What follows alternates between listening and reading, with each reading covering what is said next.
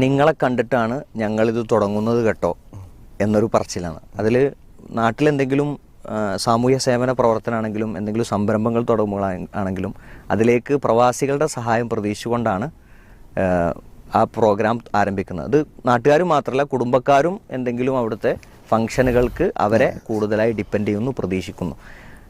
അഥവാ അവരെ കയ്യിലുള്ളതിനേക്കാൾ കൂടുതൽ കുടുംബം പ്രതീക്ഷിക്കുന്നു എന്നതാണ് പ്രശ്നം. നമ്മളെപ്പോഴും പറയുന്നൊരു കാര്യമാണ്. അതായത് ഇപ്പോൾ ഇവിടെ ഒരാൾക്ക് 1.5 ലക്ഷം രൂപ ശമ്പളം ഉണ്ടെങ്കിലും എന്ത് ചെയ്യൂല, അയാളെത്തൊരു പിരിവേരും എത്തുന്നില്ല. ഇവിടെ സെലക്റ്റീവായിട്ടുള്ള അതിസമ്പന്നരായിട്ടുള്ള കുറച്ച് ആളുകളെ ഫോക്കസ് ചെയ്തിട്ടാണ് എപ്പോഴും ആളുകൾ പോയിക്കൊണ്ടിരിക്കുക. പിന്നെ കോമൺ ആയ പൊതുവായ പിരിവുണ്ടാവും, ഒരു 100, 200, 500 ഒക്കെ ആയിട്ട്. എന്നാൽ നമ്മൾ ഗൾഫിൽ പോകുന്ന കറക്ഷന് പോകുന്ന ഏതൊരാളും എന്ത് ചെയ്യും, എല്ലാവരോടും ചോദിക്കും. ഒരാളെയും അതിന് ഒഴിവാക്കപ്പെടുന്നില്ല.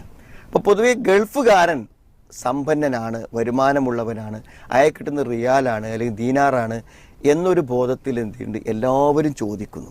അപ്പോൾ പൊതുവെ ചോദിച്ചാൽ കൊടുക്കേണ്ടി വരുമല്ലോ. അപ്പോൾ നമ്മളോട് അപ്പോൾ ആ ചോദിക്കപ്പെടുന്നു എന്നുള്ളതാണ് അവരെല്ലാവരും കൊടുക്കാനുള്ളൊരു കാരണം എന്ന് പറഞ്ഞാൽ. ഇവിടുന്ന് പോണ ആൾക്ക് അറിയില്ല അയാൾ അവിടെ എന്ത് ജോലിയാണ്, എത്ര ശമ്പളമാണെന്ന് ആർക്കും അറിയില്ല. ഒരു പ്രവാസിയാണെന്ന് മാത്രമേ അറിയുള്ളൂ. അവിടെ ചോദിക്കും, ഒരിക്കൽ കൊടുത്താൽ പിന്നെയും ചോദിച്ചുകൊണ്ടിരിക്കും എന്നുള്ളതാണ്. അപ്പോൾ അതുകൊണ്ട് എന്ത് ചെയ്യണു, എപ്പോഴും പ്രവാസികൾ അങ്ങനെ അതേപോലെ നമ്മുടെ നാട്ടിലെന്തെങ്കിലും വിവാഹങ്ങളോ കാര്യങ്ങളോ ഒക്കെ ഉണ്ടെങ്കിലും എന്ത് ചെയ്യും, പ്രവാസിയുടെ ശമ്പളം എല്ലാവരുടേതുമാണ് എന്നുള്ളതാണ് പൊതുവെ ഉള്ളൊരു കാഴ്ചപ്പാട്. അതിലെന്തുള്ളൂ എന്ന് വിചാരിച്ചാൽ നമ്മൾ സദക്ക കൊടുക്കേണ്ടോ നമ്മൾ സക്കാത്ത് കൊടുക്കേണ്ടതിലൊക്കെ നമുക്കൊരു കാഴ്ചപ്പാട് വേണം. ആളുകൾ ചോദിക്കുന്നുള്ളതോ നിർബന്ധിക്കുന്നു എന്നുള്ളതല്ല നമ്മളിത് കൊടുക്കാൻ നിർബന്ധം. നമുക്ക് കടമുണ്ടെങ്കിൽ ആ കടത്തിനല്ലേ പ്രധാനം. സക്കാത്ത് കൊടുക്കുന്ന ആളെ സംബന്ധിച്ചിടത്തോളം അവൻ്റെ കടത്തിന് മുൻഗണന കൊടുക്കേണ്ടേ അവൻ. അപ്പോൾ കടമുള്ളൊരു പ്രവാസി അവൻ്റെ കടത്തിനാണ് മുൻഗണന കൊടുക്കേണ്ടത്. ഞാൻ കൊടുക്കേണ്ടതുണ്ടോ, കൊടുക്കാൻ എൻ്റെ അടുത്തുണ്ടോ എന്നൊക്കെ തീരുമാനിക്കേണ്ടത് ആരാണ്?